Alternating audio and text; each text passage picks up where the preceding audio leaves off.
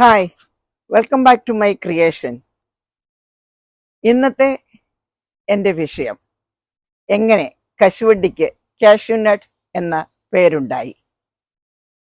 വേഗം നമുക്ക് വീഡിയോയിലോട്ട് പോകാം.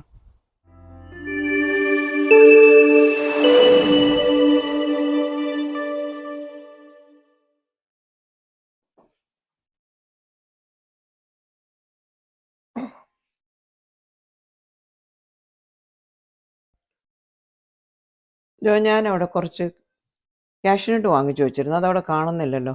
അത് നിങ്ങൾ കണ്ടായിരുന്നോ? ആ പാതകത്തെ വെച്ചിട്ടുണ്ടായിരുന്നു. കാഷ്യൂനട്ട് അല്ലേ? അത് ഞാനങ്ങ് തിന്നായിരുന്നു. അയ്യോ, ഞാനത് പായസം ഉണ്ടാക്കാനായിട്ട് വെച്ചിരുന്നതാ. അല്ല, കാഷ്യൂനട്ട് ഇനിയാണെങ്കിലും കടയിൽ പോയി മേടിക്കാറില്ല, നമ്മുടെ സൂര്യ കിട്ടുമല്ലോ. എന്തോന്ന്? ഒന്നുമില്ല പറഞ്ഞിട്ടൊരു കാര്യവും ഇല്ല. അല്ല, ഞാൻ ചോദിക്കട്ടെ, എന്നാ ഉണ്ടെന്ന് ചോദിച്ചാൽ കാഷ്യൂനട്ടോ? കാഷ്യൂനട്ട് നല്ലതാണ് പറയേണ്ടത്. അതൊരു വിവരമില്ലാത്ത മലയാളികൾ പറയുന്നതാ കാഷ്നട്ട്. അല്ല, എന്റെ സ്പെല്ലിങ് അതല്ല. ഇങ്ങനെ അതിനൊരു പേരുണ്ടായതിന്റെ കാരണമുണ്ട്.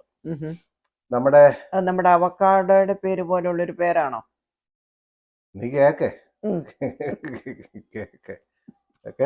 നമ്മുടെ ബ്രിട്ടീഷ് ഭരണകാലത്ത് നാണപ്പിനിങ്ങനെ കശുവണ്ടി വഴിയോരത്ത് വെച്ച്. ഈ അച്ചാച്ചിന്റെ ഒക്കെ മുടി വെട്ടാൻ വരുന്ന നാണപ്പനാണോ?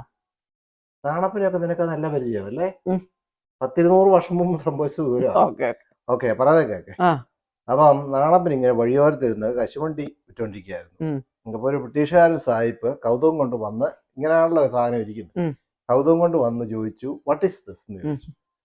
നാണപ്പന് മലയാളം പോലും ശരിക്കും പറയാൻ അറിയത്തില്ലാത്ത നാണപ്പൻ പറഞ്ഞു, കാഷ്നട്ട്. അന്ന് കാശല്ലേ? കാഷ്നട്ട്. പുള്ളിക്ക് കാഷ്നട്ട് എന്ന് പറഞ്ഞു. അപ്പം പിന്നെ സാഹിബ് കേട്ടതെന്താ? കാഷ്നട്ട്. അപ്പൊ പുള്ളി പറഞ്ഞു, oh cashew nut, very nice, thank you, nice എന്ന് പറഞ്ഞു. അങ്ങനെയാണ് ഈ കശുവണ്ടിക്ക് കാഷ്നട്ട് എന്ന് പേര് വന്നത്. അത് വളച്ചു തിരിച്ച് മലയാളികളെല്ലാം കൂടെ കൂടി അത് കാഷ്യൂനട്ട് ആക്കിയതാണ്. അപ്പം പേരും പിടി കിട്ടിയോ? Thank you very much. നിനക്കൊരു പുഞ്ഞം പോലെ. പുഞ്ഞമില്ല. ഞാൻ പറയുന്നൊന്നും വിശ്വസിക്കട്ടെ. വേറെ ആരെന്ത് പറഞ്ഞാലും ഞാൻ വിശ്വസിച്ചു. പൂർണ്ണമായും വിശ്വസിച്ചു.